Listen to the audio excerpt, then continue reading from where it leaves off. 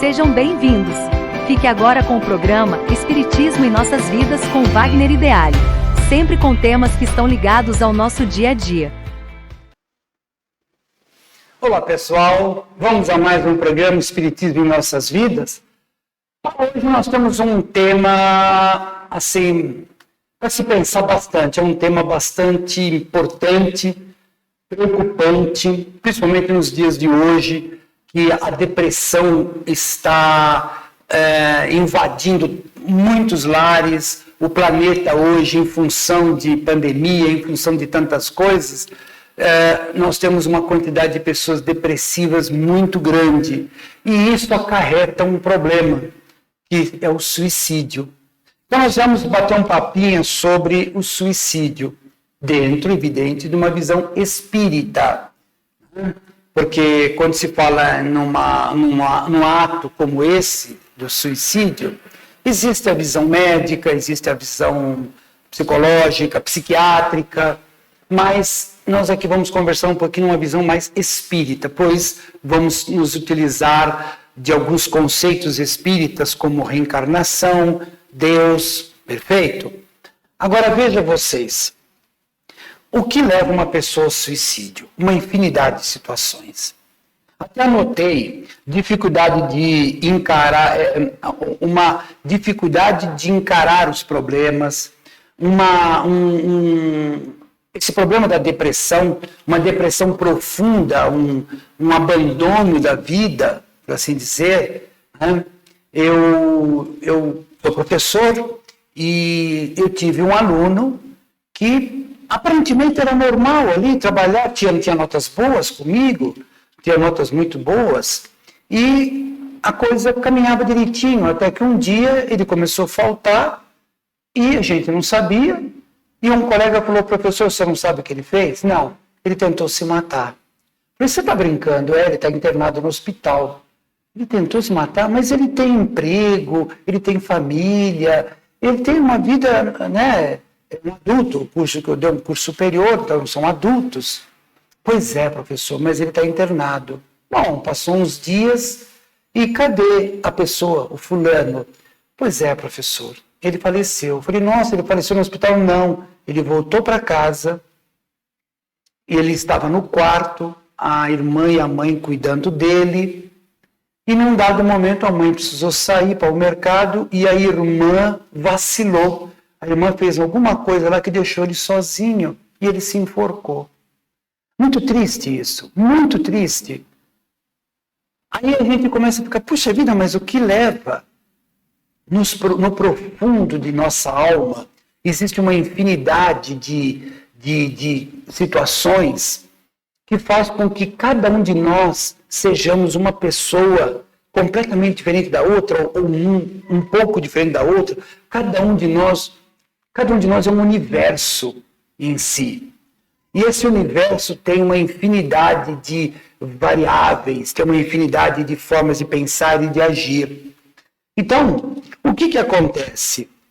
Esse problema, que é muito grave, dentro de um aspecto normal, as pessoas vão dizer assim: ele se matou porque ele é covarde. No contexto espiritual, a gente vai olhar por um outro lado essa, vamos dizer, fraqueza de não dar sustentação à vida. Porque, veja bem, pessoal, quando uma pessoa vai reencarnar, agora estamos falando da visão espírita, a preparação é muito profunda. Não é simplesmente: vai encarnar? Vai, legal, manda lembrança lá, tal, né? Tá bom, tchau, estou encarnando, tchau. Não é bem assim. Se você quiser um dia ler sobre todo o processo de uma encarnação, leia o livro Missionários da Luz, de André Luiz, psicografado pelo nosso querido Chico, e você vai ver o trabalho que a espiritualidade tem. Porque para você reencarnar, para nós reencarnarmos, é necessário toda uma preparação em função de família, de pessoas que estão relacionadas com a gente e nós com eles, pessoas que reencarnam porque têm a sua vida, a sua evolução para cuidar, mas essa encarnação tem ligações com a gente, então nós também vamos encarnar, vamos ter encontros, vamos talvez pai, filho, mãe, filha, irmãos, amigos muito próximos. Há todo um contexto, fora as situações das provas e das expiações que nós temos que vivenciar para a nossa evolução. É uma coisa muito complexa. Por isso que é uma perda muito grande quando alguém... mas para um pouquinho. Sim, está certo, mas a pessoa está com uma vida terrível, um monte de problemas, ela não tem, ela está desempregada, ela tem problemas de doenças graves na família, a coisa está terrível. Pois é, eu sei que não é fácil, falar aqui é tranquilo, estou falando sobre, não vamos, é muito difícil, mas não é impossível resistir a esse momento, não é impossível. E temos que lembrar, aí é que está, dentro de uma ótica espírita, nós sabemos que existe uma espiritualidade à nossa volta, existe Deus, nosso Pai, o nosso querido Mestre Jesus, Maria Santíssima, e tantos trabalhadores da luz na espiritualidade, torcendo por nós. Da mesma forma como existem espíritos problemáticos na espiritualidade, que numa brecha que a gente dá, numa situação em que a gente abre a guarda, né? Jesus não disse orai e vigiai, mas há momentos que a gente abre a guarda, é a coisa mais fácil do mundo, num momento de revolta, num momento de desequilíbrio, e esses irmãozinhos se aproximam por afinidade vibratória e nos criam problemas. Mas não, a culpa não é deles, é nós que estamos dando chance. Porque se a gente não abrir a guarda, mantivermos atitudes e pensamentos elevados, trabalho constante no bem, trabalho constante para nos melhorar, fazer as coisas, a gente não abre a guarda, como eu usei esse termo, e nós passamos a não correr esse risco. É difícil, nós sempre temos probleminhas de desequilíbrio espiritual, que se não cuidar vira uma obsessão, que se não cuidar vira uma coisa muito mais grave, né? Mas vamos lá, nós estamos falando sobre o problema do suicídio, e aí vem alguns detalhezinhos com relação ao suicídio. Por exemplo, uma pessoa tira a vida física, vai para a espiritualidade. Sim, existe um sofrimento grande, porque ao chegar na espiritualidade, ela vai perceber que ela não morreu. Os problemas simplesmente estacionaram, estão aguardando ela voltar. Eu brinco, muitas vezes, falo assim, quando a gente faz uma viagem para um lugar muito longe, você pega um avião e vai viajar a turismo, a passeio, eu costumo brincar dizendo que a gente desencarna por alguns dias. Você está aqui na sua vida, com suas responsabilidades, com todas as suas ações necessárias, e aí você fala, agora eu vou tirar uma semana de férias. Você sobe num avião e vai para um lugar longe, para outro país e tal. Então você desencarna. Os problemas não deixaram de existir, eles estão aqui esperando você voltar. Você vai, descansa, passeia, aí você reencarna de novo. E os problemas estão aqui. Você absorve eles de novo e continua a vida, tentando resolver um, procurando resolver o outro, fazendo as coisas que tem que ser feitas. O suicida vai ser a mesma coisa. Ele vai desencarnar, vai sofrer muito em função dessa atitude. E suicídio não é só aquele que tira a vida através de uma arma de fogo, uma coisa assim, afogamento, essas coisas terríveis. Não, existe o suicida aos poucos.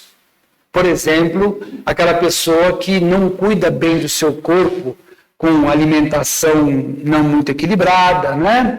O álcool, o fumo, as drogas, esse tipo de coisa reduz a qualidade do nosso organismo, provocando um suicídio a longo prazo. Isso nós também temos que tomar cuidado, temos que pensar sobre isso. E esse espírito que desencarnou, quando ele volta para a Terra, depois de um tempo, uma nova oportunidade, muitos deles não, a maioria mesmo, a maioria esmagadora, carrega no seu perispírito esse problema, como é que eu vou dizer, essa marca que ficou. Vamos dar um exemplo. ele tirou a vida com uma arma de fogo na cabeça. É uma coisa muito pesada de se falar, mas eu tenho que falar. O perispírito fica marcado. Ele volta numa outra vida com um problema, talvez, de autismo, com um problema de demência, vamos usar esse termo, né? Porque ele criou um problema. Ou então ele se afogou, ele se jogou lá e se afogou. Ele vai voltar, o aparelho respiratório dele ficou danificado aqui no corpo físico, ele danificou o aparelho que espelha isso na espiritualidade, no seu perispírito. Quando ele volta numa outra encarnação, ele vai voltar com problemas graves de respiração, de circulação, seja lá aonde ele causou problema no corpo físico para encurtar a sua vida, ele vai ter essa consequência. Isso, veja bem, pessoal, isso não é castigo de Deus. Deus não castiga ninguém. O Espiritismo, ele se baseia na lei de causa e efeito. A lei está feita, Deus criou essas leis. Está aí, para todos nós usarmos. Na medida em que eu não respondo a essas leis, eu vou ter que me submeter ao resultado dessa atitude não muito feliz. Então, Deus não tem nada a ver com isso. Eu sempre digo, né, Deus criou as leis da matemática, as leis que regem a biologia, as leis da física, as leis da química, as leis morais que Jesus nos trouxe, nos lembrou de todas essas leis morais. Então, tudo que tem no universo nasceu da causa primária de todas as coisas, que é Deus. Então, ele criou todo esse contexto. E aí nós temos que procurar viver. Aí tem duas coisas que eu quero falar. A primeira, que um amigo uma vez falou, Wagner, você sabe para que serve o Evangelho? Aí comecei a discutir com ele, não, pode parar. O Evangelho é um manual de como se machucar menos. Então você tem razão. Quanto mais a gente viver o Evangelho, menos a gente se machuca. Outro ponto importante. Dr. Bezerra de Menezes, num dos seus livros, ele diz assim, Deus criou o homem ou Deus criou as condições para que existisse o homem? E aí ele define a segunda parte. Deus criou todas as leis do universo. Deus criou todas as condições para que no planeta Terra, depois de alguns bilhões de anos, tivesse um corpo físico com condições de abrigar o espírito imortal, que somos nós, espíritos encarnados. E você vê que a preparação é longa. Tem um astrônomo, que me foge o nome dele agora, que ele tinha um programa nesses canais por assinatura, e ele uma vez fez uma comparação assim. Se você pegar todo o tempo de existência da Terra, que está na faixa de 5 bilhões de anos, e o aparecimento do homem, e colocasse tudo dentro de um ano, a Terra começou em janeiro, faz de conta que a Terra demorou um ano. O homem vem para a Terra às 23 horas e 30 minutos do dia 31 de dezembro. Quando o ano estava quase fechando, faltavam alguns minutos, o homem aparece na Terra. Então houve toda uma preparação por bilhões de anos para que nós, seres humanos, estivéssemos aqui. Por isso que há esse contexto que está dentro de cada um de nós, de que nós temos que procurar preservar a vida. Em toda forma de vida precisa ser muito bem cuidada. Vamos pensar nisso. Estamos com problema de angústias, sabe, coisas que não estão muito agradáveis. Vamos orar. Vamos procurar ajuda psicológica, psiquiátrica. Não tem nada demais procurar ajuda psiquiátrica. Não é porque a pessoa foi no psiquiatra que ele é louco. Não tem nada a ver. Isso aí já foi esse tempo.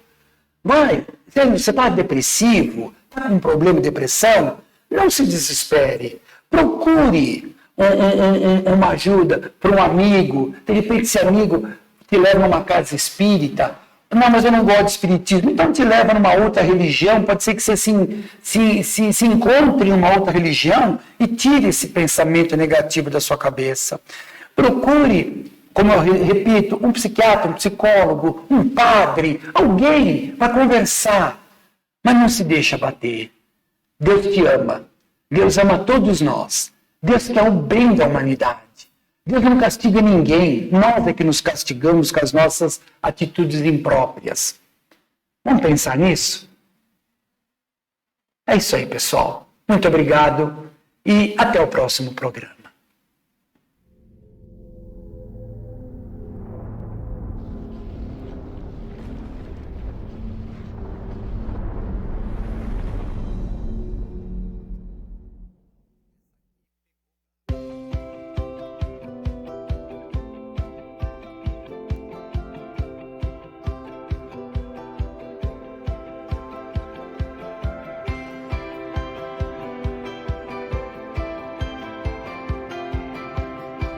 Você assistiu o programa Espiritismo em Nossas Vidas, com Wagner Ideale.